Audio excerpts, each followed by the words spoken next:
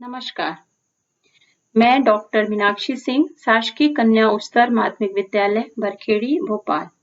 आज हम कक्षा 12वीं जीव विज्ञान अध्याय 13 जीव एवं समष्टि की उप इकाई जीव एवं पर्यावरण का अध्ययन करेंगे। हम अपने आसपास विभिन्न प्रकार के जीव जंतु एवं वातावरणीय परिस्थितियां देखते हैं। इसी का अध्ययन आज हम इस पाठ में करेंगे। एवं उसका पर्यावरण। पृथ्वी पर पाए जाने वाले पादप एवं जंतुओं का यह संसार संख्या एवं विविधता की दृष्टि से विस्मयकारी है। सभी जीव एक दूसरे से न केवल विभिन्नता रखते हैं, बल्कि अपने आप को अपने भौतिक एवं जैविक दोनों प्रकार के वातावरण के प्रति जीवों का उसके भौतिक एवं जैविक वातावरण के साथ पारस्परिक संबंधों के अध्ययन को पारिस्थितिकी कहते हैं।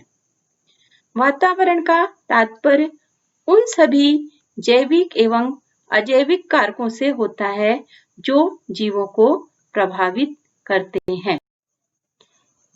किसी स्थान विशेष पर पाए जाने वाले विभिन्न प्रकार के समुदाय जो लगभग एक समान वातावरणीय दशाओं में रहते हैं, जीवोम या बायोम कहलाते हैं। बच्चों, हम इस चित्र में देखते हैं कि भारतवर्ष के प्रमुख जीवोम दिखाए गए हैं। सबसे पहले हम प्रथम चित्र उष्णकटिबंधीय वर्षावन को हम देखते हैं, जहां वर्षा पूरे समय होती है। इन वनों में जंतु एवं पौधों की प्रजातियों में विविधता पाई जाती है। सेकंड, पर्णपाती वृक्षवन। इस वन में पतझड़ में पत्ते गिरते हैं और मानसून आने पर वापस हरे भरे हो जाते हैं। इनमें जैव विविधता पाई जाती है। समुद्र तट में अलग अलग जलीय जीव पाए जाते हैं। और अंत में हम थार मरुस्थल के बारे में देखते हैं। थार मरुस्थल का नाम बच्चों आपने भी सुना होगा। ये एक रेगिस्तान के नाम से भी जाना जाता है। यह न्यूनतम वर्षा का क्षेत्र है, जहां पर कटीले वृक्ष पाए जाते हैं। अब हम जीवमंडल के बारे में पढ़ेंगे। पृथ्वी पर पाए जाने वाले जीवित जीव एवं उनके भौतिक वातावरण मिलकर एक विशाल पारिस्थितिकीय तंत्र का निर्माण करते हैं, जिन्हें जीवमंडल कहते हैं। जैव एवं वातावरण। वातावरणीय कारक को दो वर्गों में विभाजित किया गया है। पहला है अजैविक कारक और दूसरा है जैविक कारक। आगे हम इनको विस्तृत रूप से समझेंगे। ये चित्र बच्चे आप देख रहे हैं, biotic versus abiotic factor. Biotic मतलब जैविक कारक और एबायोटिक मतलब अजैविक कारक। इसमें जो दिखा है लिविंग एग्जाम्पल्स मतलब जैविक उदाहरण, प्लांट्स पौधे, एनिमल्स जीव जंतु, फंजाई कवक और जीवाणु इसके अंतर्गत आते हैं। नॉन लिविंग एग्जाम्पल्स जैसे अजैविक उदाहरण वाटर पानी, सनलाइट सूर्य का प्रकाश, सॉयल मिट्टी, एयर वायु और टेम्परेचर तापक्रम। इस सारणी को हम एक टेबल फॉर्म में देख के अध्ययन कर रहे हैं। अब हम आगे बढ़ते हैं। अजैविक कारकों के बारे में हम अध्ययन करेंगे। किसी जीव के जीवन पर वातावरण के प्रभाव को पारिस्थितिकी कारकों की अंतरक्रिया कहते हैं। सभी कारक परस्पर संबंधित होते हैं और इस कारक में होने वाला परिवर्तन दूसरे कारक को प्रभावित कर सकता है। यहाँ पर एबायोटिक फैक्टर्स का चित्र दिखाया गया है। These are the non-living components of the ecosystem. अजैविक कारक और यहाँ पर परिस्थितिकी में पाए जाने वाले अजैविक घटक दिखाए गए हैं। पहला वाटर, जल, एटमॉस्फेयर, वायुमंडल, टेम्परेचर, तापमान, सॉइल, मृदा, सनलाइट, प्रकाश और विंड, वायु। अब हम एक एक कारकों के बारे में अध्ययन शुरू करते हैं। प्रथम पॉइंट है जल। जीवों के जीवन को प्रभावित करने वाला यह एक महत्वपूर्ण कारक है। जल किसी विशिष्ट क्षेत्र के वनस्पति एवं जीव जंतुओं को प्रभावित करता है। जैवमंडल में जल विभिन्न रूपों शुद्ध जल, समुद्री जल, भूमिगत जल, बर्फ, वाष्प आदि रूपों में पाया जाता है। वातावरण में संतुलन में जल का विशेष महत्व है। पृथ्वी की संपूर्ण सतह का 71% भाग जल से घिरा रहता है। वायुमंडल एवं स्थलमंडल के मध्य जल का निरंतर चक्रण होता रहता है, जिसे जल चक्र कहते हैं। जल चक्र के बारे में आप सभी पूर्व की कक्षाओं में भी पढ़ चुके हैं। फिर से एक बार हम पुनः चित्र से जल चक्र को समझेंगे।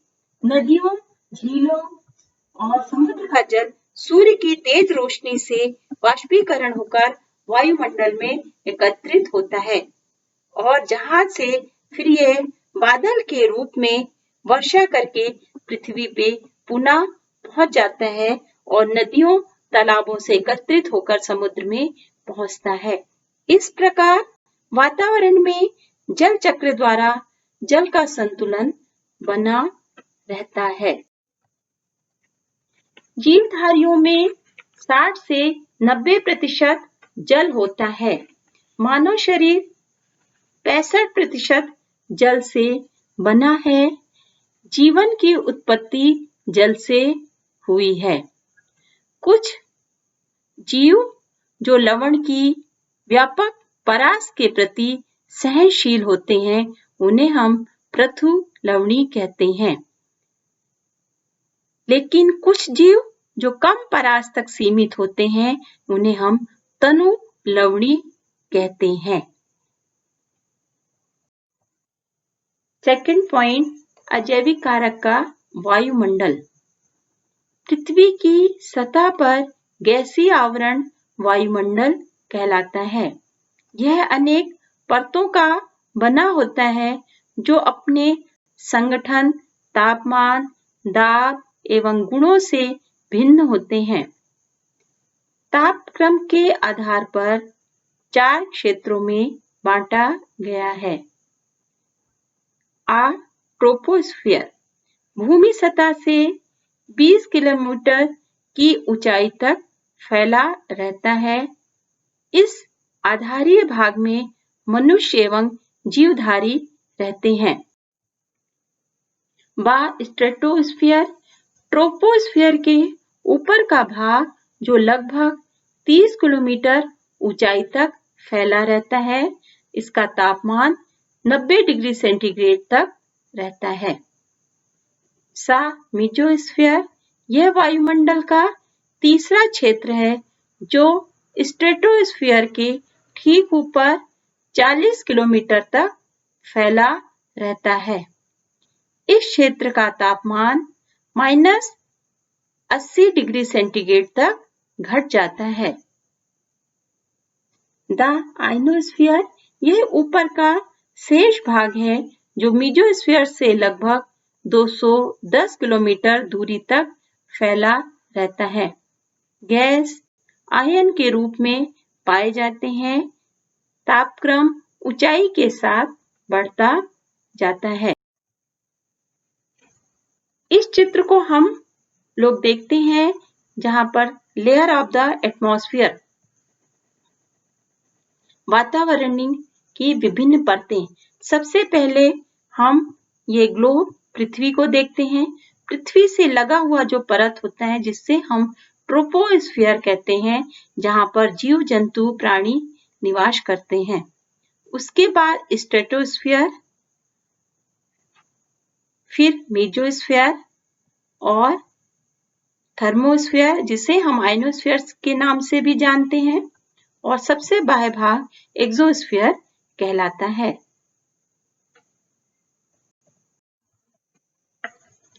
वायुमंडल की वायु में अनेक गैसें निश्चित मात्रा में पाई जाती हैं, जिनमें मुख्य रूप से नाइट्रोजन 78.09%, ऑक्सीजन 20.94%, कार्बन डाइऑक्साइड 0.032% एवं ऑर्गन 0.93% गैस पाई जाती हैं।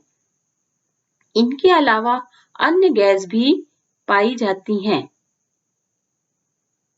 चित्र में हम इसको देखकर फिर से एक बार समझने का प्रयास करते हैं। गैसेस इन द एटमॉस्फेयर, वातावरण में पाए जाने वाली विभिन्न गैसों का प्रतिशत। ये ऑरेंज वाला भाग जिसमें दिख रहा है पृथ्वी पर पाया जाने वाला नाइट्रोजन 78.09% पाया जाता है। ऑक्सीजन जो ग्रीन कलर का दिख रहा है ये 20.94% है। सबसे सूक्ष्म रेड कलर का कार्बन डाइऑक्साइड 0.032%, ऑर्गन जो 0.93%, और ये जो हरे येलो कलर का जो दिख रहा है जिसमें सभी अन्य गैसें भी पाई जाती हैं। थर्ड पॉइंट, बिंदु तापक्रम हम अध्ययन करेंगे। एक सीमाकारी अजैव कारक है जो पौधे एवं प्राणियों की जैविक क्रियाओं एवं वृद्धि को प्रभावित करता है। जीवधारियों एवं वातावरण के बीच निरंतर ऊर्जा का विनिमय होता है। इसी विनिमय के कारण ऊष्मा की प्राप्ति एवं ऊष्मीय क्षय के मध्य एक साम्य स्थापित रहता है। पृथ्वी का औसत तापमान ऋतु के अनुसार बदलता रहता है।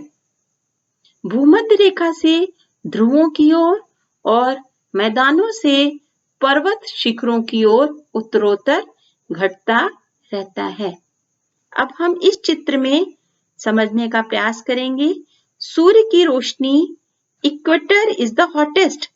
भूमध्य रेखा सबसे गर्म होता है क्योंकि इसमें सूर्य की रोशनी 90 डिग्री से पड़ती है, और जैसे जैसे हम ऊपर की ओर जाते हैं ध्रुवीय क्षेत्रों में, जहां पर कोल्डेस्ट ऑफ द पोल्स, ध्रुवीय क्षेत्र सबसे ठंडे होते हैं क्योंकि वहां पर सूर्य का प्रकाश 30 डिग्री से पड़ता है, और जैसे जैसे हम भूमध्य रेखा से नीचे की ओर जाते हैं वैसे वैसे वहां पर भी ठंडक बढ़ती है क्योंकि वहां पर भी सूर्य का प्रकाश 45 डिग्री से पड़ता है। इस प्रकार जैसे जैसे हम भूमध्य रेखा से ऊपर और नीचे बढ़ते हैं वैसे वैसे तापक्रम उत्तरोत्तर घटता रहता है। ताप नियंत्रण की दृष्टि से जंतुओं को 2 वर्गों में बांटा गया है। प्रथम है एक्टोथर्मिक, असंतापी जंतु, जिन जीवों के शरीर का तापमान वातावरण के तापमान के अनुसार घटता बढ़ता है, जैसे मछलियां, उभयचर, सरीसृप। इन सभी का तापमान वातावरण के साथ कभी वातावरण के अनुसार ही घटता है और वातावरण के अनुसार ही बढ़ता है। सेकंड पॉइंट, एंडोथर्मिक, समतापी जंतु। जिन जीवों के शरीर का तापमान स्थिर होता है उसे हम समतापी जंतु कहते हैं, जैसे पक्षी और स्तनी। जैसे बच्चों, हम जानते हैं हम लोगों का तापमान भी स्थिर होता है, इसीलिए हम लोग समतापी कहलाते हैं। विभिन्न जातियों के भौगोलिक वितरण उनकी ताप सहनशक्ति पर ही निर्भर करती है। ताप सहनशीलता के आधार पर जंतुओं को 2 वर्गों में बांटा गया है। पहला यूरीथर्मल, दूसरा स्टेनोथर्मल। यूरीथर्मल, जो जीव ताप के अधिक उतार चढ़ाव को सह सकते हैं उन्हें हम यूरीथर्मल कहते हैं, जैसे मनुष्य और टोड आदि। स्टेनोथर्मल, जिन जीवों में ताप की सहनशीलता की सीमा बहुत कम होती है, जैसे मछलियां आदि। विभिन्न भौगोलिक स्थितियों में विभिन्न समय पर ताप के परास में अति विभिन्नता पाई जाती है। मतलब अलग अलग क्षेत्रों में ताप की अलग अलग विभिन्नताएं पाई जाती हैं। अब हम 4th बिंदु प्रकाश को अध्ययन करेंगे। प्रकाश ऊर्जा रासायनिक ऊर्जा के रूप में जीवों के शरीर में संचित रहती है। प्रकाश जंतुओं की प्रजनन क्रिया भी प्रभावित होती है। प्रकाश की तीव्रता का प्रभाव जंतुओं के शरीर में पाए जाने वाले धब्बों के रूप में प्रकट होता है। प्रकाश की अवधि का प्रभाव पौधों में पुष्पन पर पड़ता है, जिन्हें हम दीप्तकलिता कहते हैं। दैनिक सक्रियता भी प्रकाश द्वारा प्रभावित होती है, जिससे जंतु 4 प्रकार के होते हैं: दिनचर, रात्रिचर, ध्रुवीय और संध्याचर। पौधे प्रकाश संश्लेषण की क्रिया द्वारा भोजन बनाते हैं। जंतुओं की जैविक क्रियाएं प्रत्यक्ष एवं परोक्ष रूप से सौर ऊर्जा पर आश्रित रहती है। इस चित्र के द्वारा हम प्रकाश के द्वारा होने वाली विभिन्न क्रियाकलापों को समझेंगे। सबसे पहले प्रकाश किन क्रियाकलापों को नियंत्रित करता है? सबसे पहले फोटोसिंथेसिस या प्रकाश संश्लेषण की क्रिया प्रकाश के द्वारा ही संभव होती है। Opening and closing of the stomata, रंध्रों का खुलना एवं बंद होना भी प्रकाश पर ही आधारित होता है। रंध्र क्या होते हैं? पत्तियों के किनारे किनारे जो सूक्ष्म रंध्र पाए जाते हैं उन्हें ही हम स्टोमेटा कहते हैं। पौधों का मूवमेंट, जो गति होती है, वो भी प्रकाश नियंत्रित करता है। जर्मिनेशन ऑफ सीड्स, बीजों का अंकुरण भी प्रकाश के द्वारा नियंत्रित होता है। फ्लावरिंग, पुष्पन की क्रिया, प्लास्टिड फॉर्मेशन, लवक बनने की क्रिया, ट्यूबर फॉर्मेशन, ट्यूबर बनने की क्रिया, ये सभी भी प्रकाश के द्वारा नियंत्रित होती हैं। कैरोटीन, विटामिन ए फॉर्मेशन, हम जानते हैं गाजर में विटामिन ए पाया जाता है, ये भी निर्माण की क्रिया भी प्रकाश के द्वारा नियंत्रित होती है।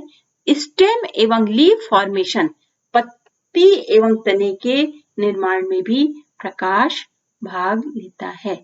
इस प्रकार बच्चों, हम देखते हैं कि प्रकाश हमारे जीवन को कितने रूपों से प्रभावित करता है।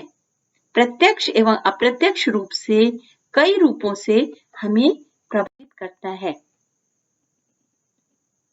अब हम मृदा के बारे में अध्ययन करेंगे। मृदा पृथ्वी का ऊपरी स्तर है जो खनिज पदार्थों एवं कार्बनिक पदार्थों युक्त होता है। विभिन्न स्थानों में मृदा की प्रकृति एवं गुण भिन्न भिन्न होते हैं। ये पौधे एवं जंतुओं के लिए एक प्राकृतिक आवास है। मृदा के निर्माण की क्रिया को दो भागों में बांटा गया है, अपक्षय एवं मृदा परिवर्धन। मृदा निर्माण की अपक्षय क्रिया भौतिक, रासायनिक एवं जैविक विधियों द्वारा होती है। हम अब अगला बिंदु पढ़ते हैं। बालू, चिकनी मृदा, नोमट मृदा में क्या अंतर पाया जाता है? मृदा कई तरह की पाई जाती हैं। इन मृदा में क्या अंतर होता है? बालू, इन मृदा के कण 0.2 मिलीमीटर से अधिक माप के होते हैं। चिकनी मृदा के कणों का माप 0.002 मिलीमीटर से भी कम होता है और दोमट मृदा के कणों का माप 0.002 से लेकर 0.02 मिलीमीटर के बीच का होता है। अब हम सेकंड पॉइंट, मृदा के कणों के बीच वायु अवकाश स्थित होता है। जो बालू होते हैं वो आप देखते हैं वो बिखरा बिखरा रहता है, उसमें एयर स्पेस पाई जाती है।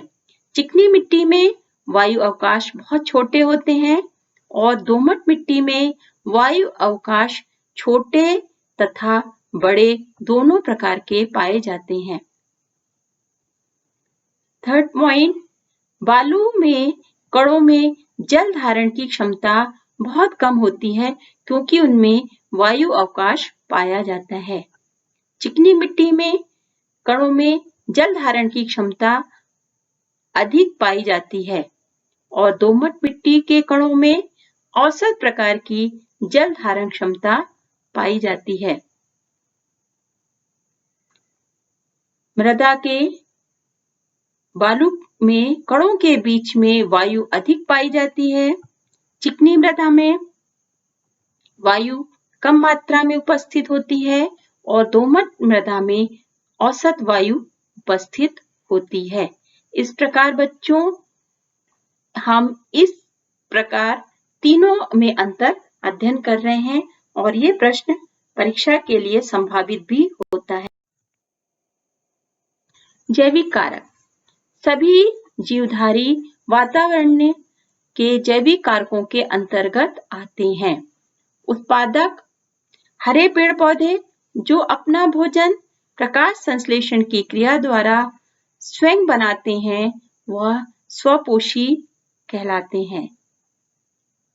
उपभोक्ता जो उत्पादकों को भोजन के रूप में उपयोग करते हैं उन्हें हम प्राथमिक उपभोक्ता या शाकाहारी कहते हैं।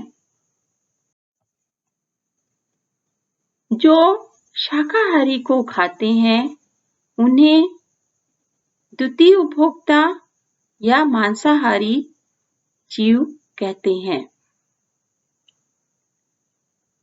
द्वितीयक उपभोक्ता का भक्षण बड़े मांसाहारी जीव द्वारा किया जाता है, उन्हें हम तृतीय उपभोक्ता कहते हैं।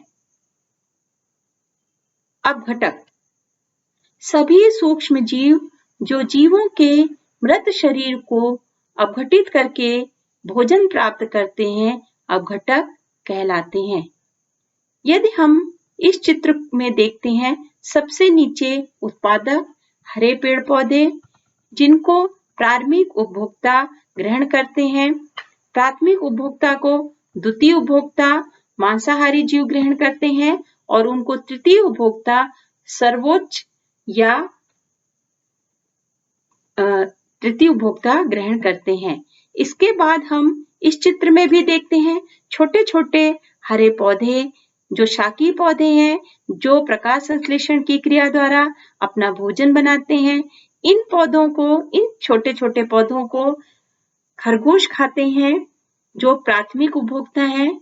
फिर इनको सांप खाता है, जो द्वितीयक उपभोक्ता है, और सांप को बड़े-बड़े पक्षी, बाज, गिद्ध खाते हैं, जो कि सर्वोच्च उपभोक्ता कहलाते हैं। और इनके उपभोक्ता एवं उत्पादक के मृत शरीर को सूक्ष्म जीव अपघटन करके उनके तत्वों को वापस मृदा में पहुंचा देते हैं। बच्चों, अब हम इस इमेज में फिर से जैव एवं अजैव कारकों के मध्य अंतर संबंधों को समझने का प्रयास करेंगे। जैसे सूर्य की रोशनी से हरे पेड़ पौधे उत्पादक अपना भोजन बनाते हैं और इन उत्पादकों को कंज्यूमर मतलब उपभोक्ता, हर्बीवोर्स एवं कार्निवोर्स शाकाहारी एवं मांसाहारी जीव भोजन के रूप में ग्रहण करते हैं और कंज्यूमर्स या उपभोक्ता को नष्ट होने के बाद या मृत होने के बाद उनको अपघटक, जिसमें कवक एवं जीवाणु उनको अपघटन की क्रिया करते हैं और उनके इम्पोर्टेंट या मुख्य तत्वों को वापस मृदा में पहुंचा देते हैं। इसी प्रकार उत्पादक के नष्ट होने के बाद भी अपघटक उनको अपघटन की क्रिया द्वारा उनके मुख्य तत्वों को मृदा में पहुंचा देते हैं और प्रोड्यूसर्स की द्वारा हर स्टेप में एनर्जी निकलती है जो वातावरण में मुक्त होती है। इस चित्र में एरो का निशान ये दर्शाता है कि ये सभी आपस में एक दूसरे से इंटर रिलेटेड या अजैव कारकों के प्रति अनुक्रियाएं। नियमन: स्तनधारी अपने शरीर के तापमान को नियमित रखते हैं। जैसे ग्रीष्म ऋतु में बाहर का अधिक तापमान होने पर बेहद पसीना आता है, जो वाष्पित होकर तापमान को नियंत्रित करता है। ऐसे ही शीत ऋतु में बाहर का तापमान कम होने पर हम लोग कांपने लगते हैं, जिससे ऊष्मा पैदा होती है और शरीर का तापमान बढ़ जाता है। ये हम बच्चों सभी अनुभव करते हैं। विपरीत परिस्थितियों में पक्षी जैसे शीत ऋतु में लंबी दूरी का प्रवास करके अधिक अनुकूली क्षेत्रों में चले जाते हैं, जिससे उन्हें प्रतिकूल परिस्थितियों में जीवित रहने में सहायता मिलती है। शीत ऋतुओं में भालू शीत निष्क्रियता में चले जाते हैं तथा कुछ घोंघे एवं मछलियां ग्रीष्म ऋतु में जल शुष्कन जैसी समस्याओं से बचने के लिए ग्रीष्म निष्क्रियता में चली जाती हैं। सेकंड पॉइंट है प्रवास करना, कि पक्षी कैसे एक स्थान से दूसरे स्थान जाते हैं। शीतकाल में राजस्थान में स्थित प्रसिद्ध केवलादेव राष्ट्रीय उद्यान जो भरतपुर में पाया जाता है, वहां साइबेरिया एवं ठंडे उत्तरी क्षेत्रों से आने वाले प्रवासी पक्षियों का आगमन होता है। इसी तरह निलंबित करना, जीवाणु कवकों एवं निम्न पादपों में प्रतिकूल परिस्थितियों में मोटी भित्ति वाले बीजाणु बन जाते हैं। अंत में बच्चों, हम लोग अभी तक जो पढ़ चुके हैं उसकी पुनरावृत्ति करते हैं। पृथ्वी पर पाए जाने वाले जीवधारी न केवल बल्कि अपने भौतिक वातावरण या अजैव कारकों जैसे जल, वायुमंडल, तापक्रम, प्रकाश एवं मृदा के साथ अन्योन्य क्रिया करते हैं एवं वातावरण का प्रत्येक भाग जीवों की संरचना एवं कार्यों पर प्रभाव डालता है। आज के इस विषय से संबंधित आपको अभ्यास कार्य में प्रश्न दिए गए होंगे। इन प्रश्नों के उत्तर आप अपनी कॉपी में लिखेंगे एवं गृह कार्य में दिए गए 2 प्रश्नों के उत्तर भी अपनी कॉपी में लिखेंगे। धन्यवाद।